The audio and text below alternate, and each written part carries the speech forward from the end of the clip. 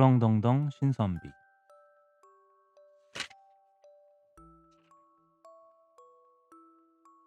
옛날 옛적 한 곳에 두 집이 있었는데 앞집에는 한서방이 살고 뒷집에는 남서방이 살았다. 한서방은 자식이 없었지만 남서방은 연년생으로 딸 셋을 두었다.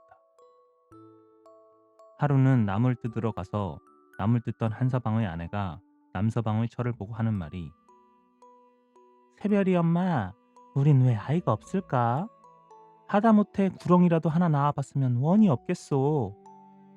라고 농담 절반 진담 절반으로 속 타는 이야기를 했다. 그런 일이 있은 후에 한서방의 처가 임신을 했다. 하루는 남서방이 꿈을 꾸었는데 용 한 마리가 한서방 처의 품에 안기는 것이었다. 남서방은 꿈이 하도 이상하여 해몽을 하고 있는데 한서방 처가 아들을 낳았다고 했다. 옳거니 꿈땜을 했군. 남서방은 자기 꿈이 허사가 아닌즉 한서방의 아들이 귀인이 될 것이라고 믿었다. 그런데 한낮이 되어 남서방의 셋딸이 앞집으로 달려가서 갓난 아이를 보니 남자애는 남자아이인데 구렁이 허물을 그대로 쓰고 있어서 보기 끔찍했다. 그래서 마지와 둘째는 아이고 머니나 저 구렁이 아이 무서워 하고 비명을 지르며 문을 박차고 달아났다. 그러나 3살 먹은 셋째 딸 샛별이만은 구렁이 아이를 보면서 아이고 구렁덩덩 신선비님을 낳으셨네 하며 쪼그리고 앉아 구렁이 아이를 쓰다듬었다. 그러자 구렁이 아이는 눈물을 흘리는 것이었다. 새별이는 집에 돌아와서도 아빠 앞집 어머니는 구렁덩덩 신선비를 사왔어요 하고 참새처럼 재깔이었다. 그러자 언니들이 내쏘았다. 이 눈뜬 장님아, 신선비는 무슨 놈의 오그라질 신선비냐? 삼각산에 가면 언제나 볼 수 있는 구렁이지. 헤게게, 사람이 사람을 낳지 어떻게 구렁이를 낳아? 안 그래요 아버지? 옳다. 새별이의 말이 옳고 말고. 사람이 사람을 낳지 어찌 구렁이를 낳겠느냐? 필시 무슨 사연이 있어 잠시 구렁이 허울을 썼을 뿐이겠지. 이제 때가 되면 허울을 벗고 헌헌한 장부가 될 게다. 너희들 아버지 말이 옳은가 그른가를 둬두고 보아라. 자기의 꿈이 예사 꿈이 아니라고 믿은 남서방은 큰 소리로 대답했다. 그러나 하루 이틀, 1년, 2년, 10년 세월이 흘러 남서방의 딸들은 숙성하여 아름답고 탐스러운 꽃으로 피어나건만 한서방의 구렁이 아들은 클수록 더욱 징글스럽고 무서워 이제는 한서방 내외마저 피하건만 새별이는 예나제나 구렁이와 동무하여 같이 놀았다. 구렁이가 17살이 되자 하루는 부모님을 보고 사정하였다. 아버지 어머니 이젠 저도 장가를 들어야겠는데요. 수고스러운 대로 뒷집에 가서 혼잣말을 해주세요. 부모는 깜짝 놀랐다. 말도 안 되는 소리였다. 얘야, 너를 보고 며느리를 골라야지 될 법이나 한 소리냐. 어머니, 길고 짧은 건 대봐야 알지요. 한번 가서 얘기해 보세요. 아들이 하도 조르는 바람에 어머니는 할 수 없이 뒷집으로 갔다. 그러나 차마 들어갈 수가 없어서 되돌아서고 말았다. 어머니, 뭐라고 합니까? 얘야, 입이 떨어져야 말을 하지. 참, 어머니도. 그럼 내가 가겠어요. 구렁이 아들이 벌떡 일어서는 바람에 어머니는 문을 박차고 나갔다. 하지만 남서방집 울타리를 잡자 발이 떨어지지 않아서 말뚝처럼 서 있었다. 때마침 구정문을 던지려고 밖으로 나오던 새별이 어머니가 보고는 어서 들어오세요 하며 잡아 끌다시피 하여 집에 들어섰으나 입이 떨어지지 않아서 우물쭈물 망설이고 있었다. 그러니 남서방이 말을 건넸다. 아주머니, 무슨 일이 있어서 오신 것 같은데 무슨 일인지 말씀하시지요. 그제서야 구렁이 어머니는 마른 입술을 감빨며 우리 아이가 글쎄 하고는 또 입을 다물고 말았다. 구렁이가 어째서요? 글쎄, 아이고 이걸 어쩐담. 아니, 무슨 병이 났습니까? 예, 예, 병이라도 이만저만한 병이라고요. 글쎄, 무슨 병이기에 그러십니까? 글쎄, 주제넘게 쓰리 이 집 아이들한테 청혼을 해보라니 하늘에 장대 겨눈도 분수가 있지. 제발 못 들은 것처럼 하고 노여워 마세요. 아, 그런 일 가지고 뭘 그러십니까? 아이들이 나이 차면 시집 가고 사내들이 장성하면 장가가기 마련이지요. 얘들아, 너희들 가운데 누가 구렁이한테 시집 가겠느냐? 남서방의 말이 떨어지기가 바쁘게 아내의 눈이 퉁사발이 되고 마지와 둘째 딸의 입이 한 발이나 나오는데 오직 셋째 딸 새별이 얼굴에만 화색이 돌았다. 왜들 대답이 없느냐? 마지 너부터 말해봐라. 아이고, 구렁이와 살 바엔 차라리 죽고 말겠어요. 둘째, 너는? 난 사람이에요. 사람과 구렁이가 어떻게 같이 살아요? 셋째, 너는? 부모님께서 허락하신다면 소녀가 가겠사옵니다. 음, 그럼 됐다. 아주머니, 돌아가서 날짜나 택해서 알려주시오.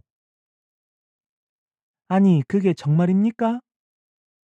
남서방의 처는 자기 귀를 의심하였다. 구렁이 어머니가 너무나 좋아서 엎어지고 자빠지면서도 아픈 줄을 모르고 단숨에 집으로 뛰어가서 됐다, 됐어 하며 떠들었다. 어머니, 되다니 혼사가 됐단 말이지요? 그래, 그래. 새별이가 너한테 시집 오겠다누나. 그게 정말입니까? 정말 아니고. 어머니, 수고하셨습니다. 어서 아버님과 상론하여 나를 받으세요. 원 자식도 급하기는 콩밭에서 두부를 찾겠다. 허허허. 이리하여 구렁이와 새별이가 잔치를 하는데 새별 어머니를 비롯한 많은 사람들은 꽃 같은 새별이가 보기만 해도 소름이 끼치는 구렁이한테 시집을 가는 게 가엾다고 울며 불며 혀를 찼으나 당사자인 새별이와 그의 아버지만은 대수롭지 않게 여기었다. 잔칫날 밤이 되어 손님들이 돌아가자 남서방의 맞이와 둘째 딸은 남몰래 신랑 신부의 방으로 가서 창호지를 뚫고 방 안을 들여다보았다. 밤이 깊었는데도 꽃 같은 동생은 그림자처럼 앉아 있고 구렁이는 구렁이대로 두 눈을 숨벅거리고 있는지라 흥! 자청해서 구렁이한테 씹어보더니 꼴 좋다 하고 돌아서고 말았다. 그런데 한밤중이 되자 구렁이가 세 번을 구울더니 허물을 벗고 미남자로 되었다. 구렁이 신랑은 허울을 한쪽에 밀어놓고 신부의 비녀를 뽑아주고 옷고름을 풀어주었다. 여보, 모두 나를 구렁이로 하는데 당신은 어찌하여 나한테 시집을 왔소? 사람이 사람을 낳는 것은 인간의 본능이지요. 난군께서 필시 말 못할 곡절이 있어서 잠시 구렁이 허울을 썼으나 어느 때든지 허울을 벗을 날이 있을 거라고 믿었어요. 고맙소 부인. 헌데 내가 아직 허울을 벗을 때가 안 되었으니 누구에게도 말하지 마시오. 신랑 신부는 날이 새도록 동방화촉을 이루고 나서 신랑은 다시 세 번을 구울더니 구렁이 허울을 썼다. 조반을 먹고 나니 마지와 둘째가 달려와 시시콜콜 캐물으며 빈정거렸다. 새별아, 첫날 밤은 어떻게 보냈니? 재미가 무궁했겠지? 허허허. 그러나 누구보다도 첫날 밤을 재미있게 보낸 새별이는 대답 대신 생글생글 웃기만 했다. 그래서 마지와 둘째가 며칠 밤을 뜬 눈으로 지새우며 지켜보다가 하루 저녁에는 자정이 되자 구렁이가 허울을 벗고 헌헌한 대장부가 되는 것을 보고는 초풍할 지경으로 놀랐다. 아니 저런, 세상에 저런 미남자도 있구나. 그러게 새별이가 점점 고와지지. 깜찍한 계집애 같은 게 어디 두고 보자. 두 사람은 심술이 나서 어떻게 해서든지 구렁이 허울을 빼앗을 궁리를 했다. 바로 그런 때에 구렁이 신랑이 허울을 벗어 각시에게 주면서 신신당부하였다. 이젠 내가 허울을 벗게 됐소. 이걸 잘 건사해 주오. 누구에게든지 보여서는 안 돼요. 다른 사람이 손에 들어가게 되면 당신과 같이 살 수 없으니 꼭 명심하오. 난 장인 장모님께 가서 인사 올리고 그 길로 신선동에 가서 놀다 오겠소. 예. 새별이는 남편을 바래다 주고 나서 구렁이 허울을 꽁꽁 싸서 뱃속에 넣고 자물쇠를 잠그었다. 세상에 그 누구보다도 훌륭한 사위를 본 남서방의 처는 너무나 좋아서 춤까지 추었다. 남서방도 그러면 그렇겠지. 내 꿈이 갈 데가 있나? 하며 맞장구를 쳤다. 마지와 둘째 딸은 심술이 나서 새별이를 찾아가 못살게 들볶았다. 새별아, 구렁이 허울을 보자. 그건 안 돼요. 얘도 원. 그 잘난 구렁이 허울을 우리가 먹을까봐 그러니? 그런 게 아니라 다른 사람에게 보이면 얘 봐봐. 우리가 뭐 남이냐? 한 핏줄을 타고난 형제인데? 그래도 흥! 시집 온 지 이제 며칠인데 벌써 우리를 잊었니? 너 정말 이럴 거야? 언니들이 대노하자 마음 쉬고 온 새별이는 형제간에 보이는 데야 별일 없겠지 하고 뒷장문을 열고 구렁이 허울을 꺼내 주었다. 마지가 빼앗다시피 하여 보자기를 헤치고 보니 정말 징글스럽고 무서운지라 이 잘난 걸 무슨 보배단지라고 건사하니 하며 화로틀에다 던졌다. 새별이가 깜짝 놀라 외마디 소리를 지르며 꺼내려고 했으나 눈 깜빡할 사이에 구렁이 허울은 몽땅 타서 재가 되고 말았다. 아이고 이걸 어쩌나. 난 어쩌면 좋아요. 새별이가 방바닥을 두드리며 대성통곡하는데 문이 벌컥 열리며 얼굴이 새까매진 남편이 들어섰다. 부부는 일심동체라는데 하루도 마음이 같지 않고서야 어찌 굴곡만한 인생길을 같이 갈 수 있겠소. 잘 사오. 나는 가오. 구렁이 남편은 한마디 하고는 뒤도 돌아보지 않고 나갔다. 새별이는 기가 막혔다.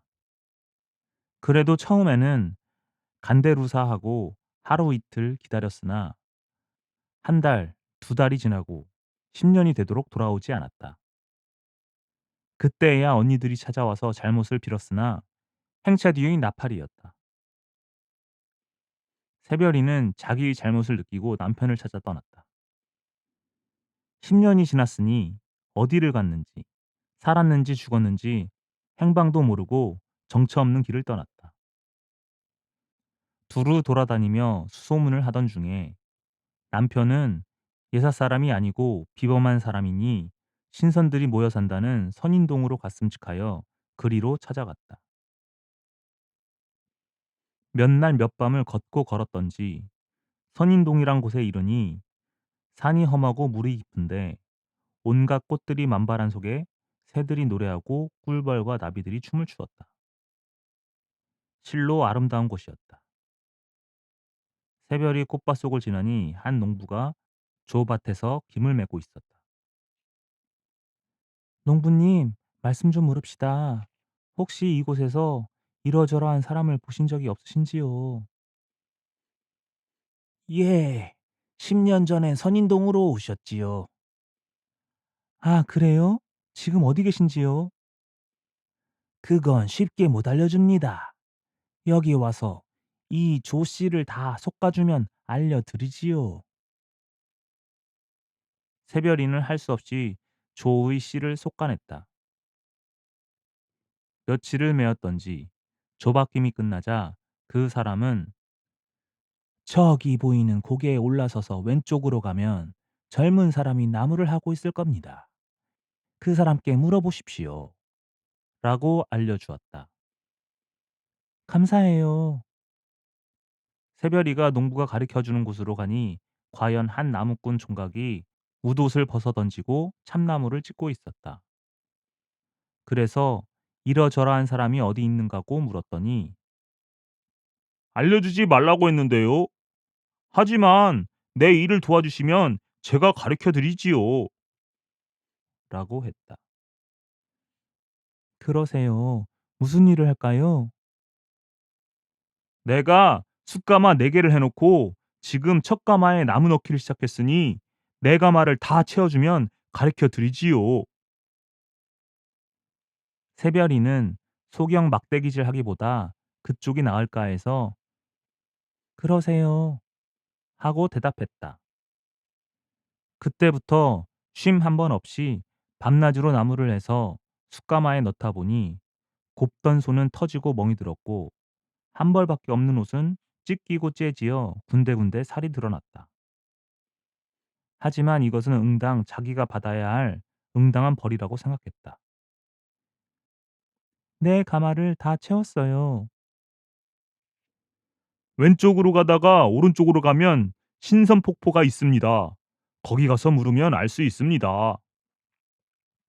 고마워요. 새별이가 인사하고 폭포를 찾아가니 난데없는 조무래기들이 새를 쫓아 달아다녔다. 동자님네들 말씀 좀 물읍시다. 예, 무슨 일이세요? 신선비님이 어디 계세요? 저 새를 잡아주시면 알려드리지요. 새별이는 그 자리에 앉아서 삼을 가져오라고 해서 삼을 삼아 그물을 떠서 새들을 잡아주었다. 고맙습니다. 여기 보면 저기 바윗돌 같기도 문 같기도 한 그 안에 들어가면 신선비님을 만날 수 있습니다. 새별이 그곳에 가서 들어가 보니 별유천지였다. 1월이 명랑하고 산천이 수려한데 꽃들이 만발한 속에 아담한 정자가 있었다. 정자를 지나니 별당이 나타나는데 귀에 익은 글 읽는 소리가 들려왔다. 한시도 잊은 적 없는 남편의 목소리를 듣게 되자 그간 노심고초는 이슬처럼 사라졌다. 다음 순간 자기를 버리고 떠나신 님이라고 생각하자 선뜻이 찾아 들어갈 수가 없었다. 들어가지도 돌아서 나오지도 못하고 망설이는데 때마침 총각이 나왔다. 저 신선비님이 여기 계시지요? 예, 우리 접장님이신데요. 접장이란 글 배우는 학도들의 우두머리였다. 그러고 보니 10년 동안 이곳 신선동에서 글을 배우고 있음을 알았다. 예서는 무슨 글을 배우시지요? 신선이 되는 것을 배웁니다. 예, 그 접장님 보고 고향에서 누가 찾아왔다고 전해주시겠어요? 예, 내 들어가 이르지요. 그 총각이 들어갔다가 이윽해서 나오더니 만나실 수 없다면서 돌아가시랍니다. 하고는 징징 가버렸다. 몇 날, 몇 달, 몇 년을 애쓴 보람이 그 말 한마디에 나무암이 다불이 되자 새별이는 밑둥 부러진 나무처럼 기온에 넘어졌다. 이윽하여 피어난 새별이는 서름에 붙받쳐 목 놓아 울었다. 그 울음소리가 어찌나 구슬프던지 백발된 선생이 나와서 달래었다. 뉘신지 울지 말고 내 말을 들으시오. 접장하고 어떻게 되시는 분이기에 이곳까지 찾아오셨소. 새별이가 눈물을 닦고 올려다보니 백발된 노인이라. 꿇어앉아 절을 하고는 구렁이가 태어날 때부터 시작하여 자초지종을 아뢰었다. 아하, 그렇구먼요. 잘 알았소. 그 사람을 내보낼 터이니 잠깐만 기다리시오. 선생은 들어가는 길로 신선비를 앉혀놓고 말했다. 자네가 내 딸을 싫다고 하더니 이제야 알았네. 이 사람, 사람으로 태어나서 허물이 없는 사람이 어디 있겠나. 허물이 있으면 고치면 그만이지.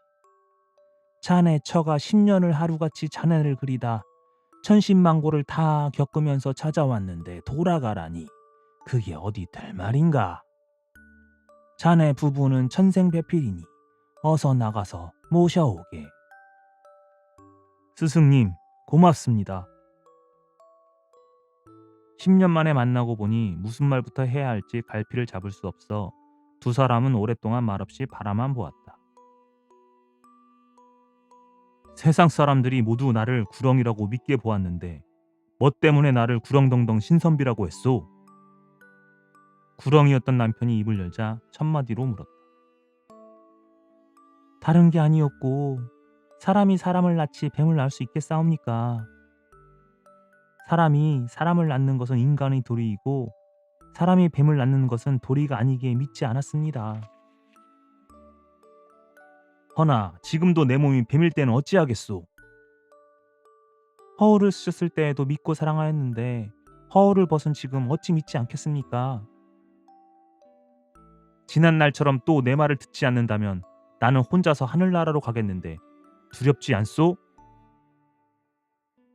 한 번 실수를 해서 말할 수 없는 고초를 겪을 대로 겪고 쓴맛을 볼 대로 보았는데 어찌 또 되풀이하겠습니까? 고맙소. 그렇다면 우리 다시 인연을 맺읍시다. 헌데 여기는 인간 세상과는 담을 쌓고 사는 곳이니 우리 고향으로 돌아갑시다. 어디든지 가구님이 가시는 곳이면 기꺼이 따라가겠습니다. 이리하여 구렁덩덩 신선비와 새별이는 고향에 돌아와 농사를 지으며 아들, 딸 낳고 100살이 넘도록 살면서도 얼굴 한번 붉히지 않고 큰 소리 한마디 없이 화목하게 살다가 죽어 신선이 되어 하늘로 오르더니 저 세상에서 천만 년을 같이 살고 있다고 한다.